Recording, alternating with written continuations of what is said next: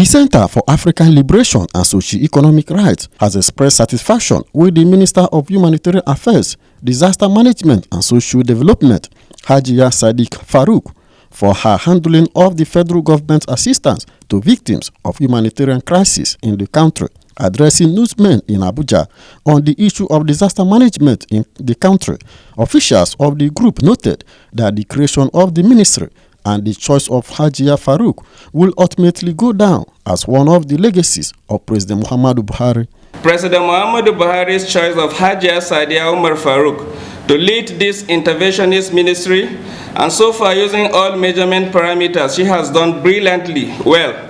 in not just nurturing a new ministry, but also ensuring that it hits the ground running in the fulfillment of its vision to have social protection systems that are proactive, humane, inclusive, and sustainable for the improvement and general welfare of the people.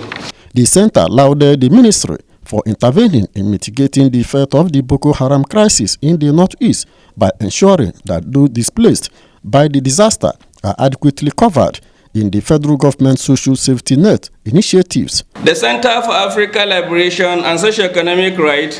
hereby commends the response of humanitarian crisis in Nigeria and the invaluable role of the Honorable Minister of Humanitarian Affairs, Disaster Management and Social Development. The Center for African Liberation and Socio-Economic Rights, however, warned those against the interests of the country to stay clear of the ministry, vowing to resist any smear campaign against the personality of the minister.